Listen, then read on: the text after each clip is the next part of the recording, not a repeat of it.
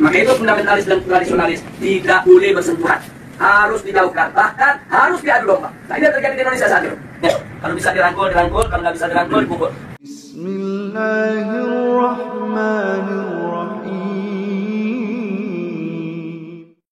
Assalamualaikum warahmatullahi wabarakatuh. Alhamdulillahirabbil alamin. Assalatu wassalamu ala nabiyyina Muhammadin wa ala alihi wa sahbihi ajmain. Amma ba'du. Teman-teman yang dimuliakan oleh Allah Subhanahu wa taala, kita bertemu kembali di channel Pencari Ilmu. Jadi di video kali ini saya akan membahas yaitu tentang terkait video yang lama, yaitu dari Bapak Rizik Syihab. Nah, teman-teman, jadi biasanya saya itu mereaksi video-video yaitu tentang terkait Habib-Habib, oknum Habib-Habib ini yang meresahkan tentang ceramahnya, dan bahkan saya mereaksi ini tentang terkait masalah kisah-kisah khurafat dan lain-lain. Namun saya ini menemukan video yang lama yaitu dari Bapak Rizik Syihab, yaitu tentang terkait masalah yaitu adu domba tentang kisruh-kisruh yang ada di negara kita ini.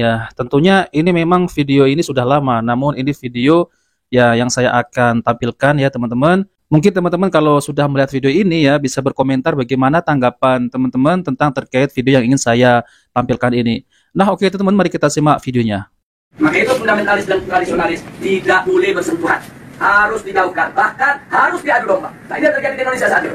Bagaimana supaya dua kelompok ini diadu domba? Nah, kenapa ini harus diadu domba? Karena kelompok fundamentalis dan tradisionalis ini yang pengikutnya paling banyak. Kalau yang namanya modernis, kelompoknya tidak seberapa. Modernis dalam pengertian Land Corporation. Apalagi liberalis, mereka nggak seberapa, mereka punya basis massa. Kita bicara basis massa akar rumput. Yang memiliki basis massa akar rumput yang sangat kuat hanya kelompok fundamentalis dan kelompok tradisionalis. Maka itu kalau ini bersatu, ini akan menjadi satu kekuatan umat Islam yang maha dahsyat, yang bisa merontokkan kekuatan mereka, sehingga mereka akan melakukan berbagai macam upaya bagaimana dua kekuatan ini untuk tidak bersatu. Dan itulah sebabnya aksi 212 di mata mereka ini merupakan persatuan antara fundamentalis dan tradisionalis dalam negara. Yang kedua, jangan pernah berikan ruang kepada kelompok fundamentalis di media-media resmi mainstream tingkat nasional. Yang ketiga, yaitu jangan pernah memberitakan segala kebaikan sebesar apapun yang dilakukan oleh kelompok fundamentalis. Yang berikutnya, setiap bahan sekecil apapun yang dilakukan oleh kelompok fundamentalis harus diviralkan, harus disebarluaskan, dan harus diulang-ulang, supaya itu melekat di hati masyarakat bahwa mereka adalah orang-orang yang tidak layak untuk diberikan tempat di kita punya negeri atau di negeri Islam. Nah, kemudian nggak sampai di situ, kelompok fundamentalis yang manapun jangan pernah sebut mereka dengan rentetan gelar-gelar akademik mereka. Nggak boleh. Apakah itu gelar-gelar kehormatan di tengah masyarakat atau gelar akademik, profesor, doktor, dan lain sebagainya. Nah, cukup sebut namanya aja untuk mengopinikan di masyarakat bahwa kelompok fundamentalis itu kuper, bodoh, tidak berpendidikan, tidak punya gelar, nggak ngerti dunia akademik, dan seterusnya. Jadi cukup sebut nama mereka, tidak perlu diberikan embel-embel yang lainnya. Nah, kemudian nggak sampai di situ. Jadi masih banyak lagi yang mereka lakukan. Apa yang kita alami saat ini di kita punya negeri. Nah, bagaimana para habaib, para ulama kita, bagaimana tokoh-tokoh kita di Majelis Ulama Indonesia, itu mereka kecilkan, mereka recehkan, mereka hina-hina, bahkan mereka mencoba mencari kesalahan-kesalahan, bahkan kalau nggak ada kesalahan, kan buatlah fitnah-fitnah yang bisa diterima oleh masyarakat tentang mereka. Dan ini akan mereka lakukan terus. Jadi artinya, bagaimana cara menghabisi kelompok fundamentalis? Satu, kecilkan mereka. Dua, jauhkan mereka dari masyarakat. Kemudian ketiga, yaitu didik daripada para tokohnya. Kalau bisa dirangkul, dirangkul. Kalau nggak bisa dirangkul, dipukul. Kalau nggak bisa dirangkul, dipukul. Bisa dipeluk, nggak bisa dipeluk, digebuk. Wow, kalau nggak bisa dipeluk, digebuk gitu ya. Nah, jadi ini yang mereka lakukan. Nah, baik, sekarang yang kedua. Lalu bagaimana dengan kelompok modernis? Kelompok modernis bagi mereka, yaitu statusnya aman. Bagi mereka statusnya aman.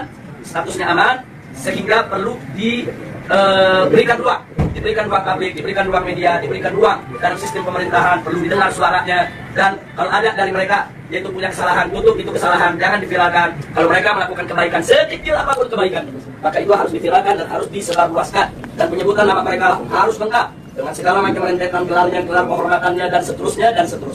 Jadi posisi mereka dianggap aman. Nah, kemudian yang ketiga, kelompok liberalis. Kelompok ini mereka berikan status sangat aman. Nah, kenapa diberikan status sangat aman? Karena kelompok ini bukan hanya sekedar dianggap kawan, tapi sudah dianggap sebagai antek. Beda kawan dengan antek. Kalau modernis itu masih kawan darah, tapi kalau sudah liberalis itu antek darah. Nah, jadi mereka sudah tidak ada nilai kritis sama sekali. Nah, tapi justru kelompok ini yang mereka besarkan. Kelompok ini harus dibesarkan di seluruh negeri-negeri Islam. Jadi bagaimana caranya kelompok ini bisa berkembang? Berikan ruang, berikan finansial, berikan tempat, berikan kesempatan di media, di TV, di radio, di surat kabar, dan lain sebagainya. kemudian pendapat-pendapat mereka viralkan seolah-olah itu merupakan pendapat daripada masyarakat Islam internasional dan seterusnya, dan libatkan mereka, undang mereka kalau ada konferensi internasional di mana saja untuk lebih memantapkan posisi mereka di tengah masyarakat. Dan kalau mereka punya kejelekan sejelek apapun, sebesar apapun, itu supaya disembunyikan. Jadi jangan kaget kalau tokoh-tokoh liberal di Indonesia ada di antara mereka yang menghamili sekretarisnya, yang memperkosa pegawainya, tidak pernah muncul di media.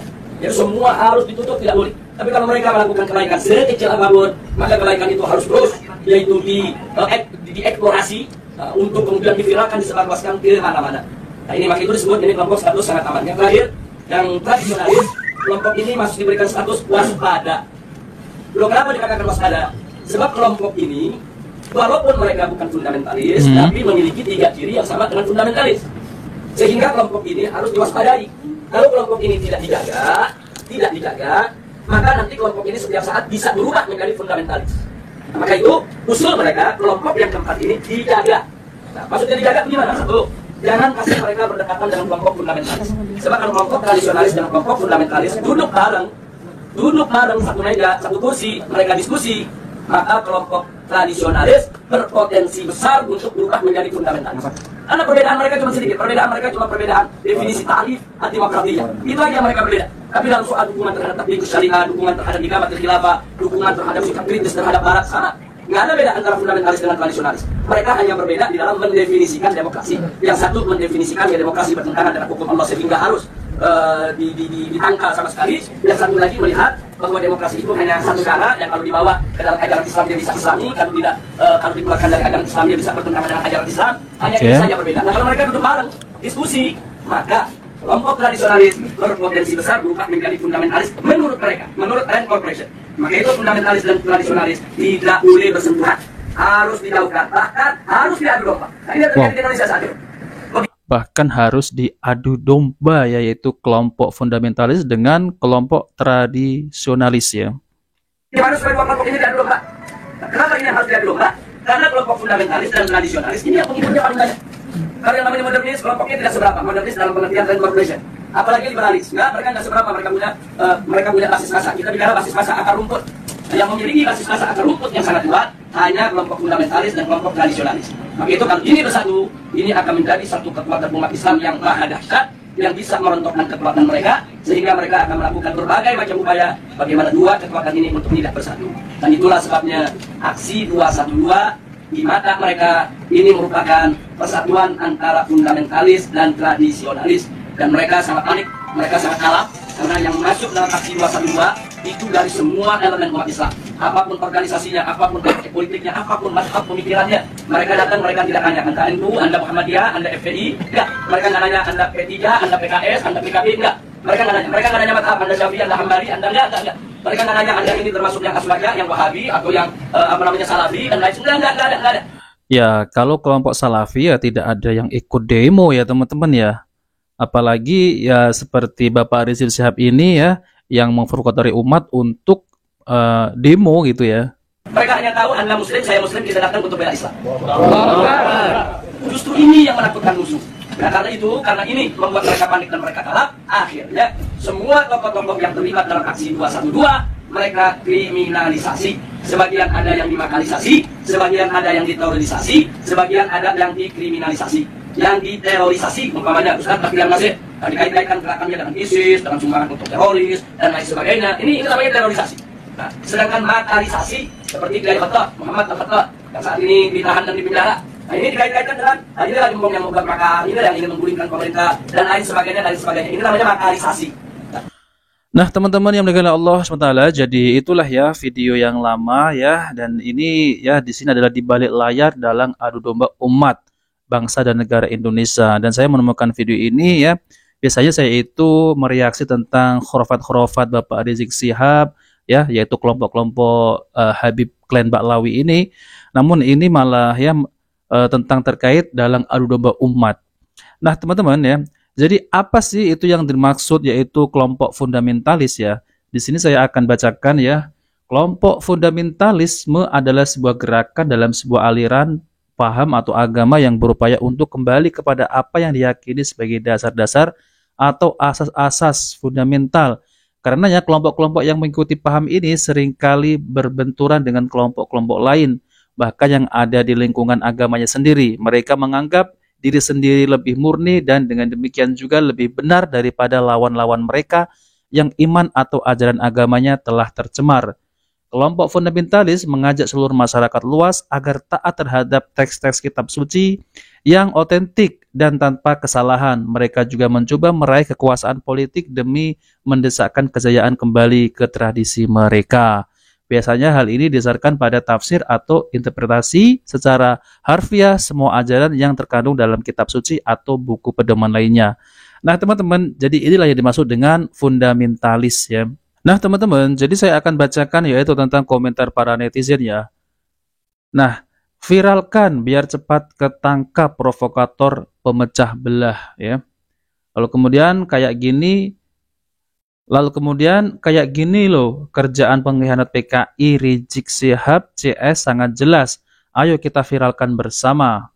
Mohon penegak hukum TNI, Angkatan Darat dan Polisi usut ini sampai tuntas kalau bisa usir Rizik ya. Ini adalah PKI utuh harus ditindak tegas sama negara. Tangkap Rizik Syihab hidup atau ya, itulah jihad yang sesungguhnya. Ya Allah, ini yang disebut fitnah Dajjal, terbukti sangat jelas. Sadarlah wahai saudara sebangsa setanah air, ayo jaga NKRI dari cita-cita makar mereka. Astagfirullah. Nah, teman-teman, jadi itu saja yang ingin saya sampaikan. Nah, teman-teman, jadi bisa komentar ya tentang terkait video ini. Apakah video ini termasuk adalah makar ya kepada pemerintah gitu ya. Dan coba teman-teman bisa komentar di bawah ini ya. Nah, oke teman-teman, itu saja yang sampai. Jika video bermanfaat, jangan lupa like dan subscribe di channel Pencari Ilmu. Wabillahi taufiq wal hidayah. Wassalamualaikum warahmatullahi wabarakatuh.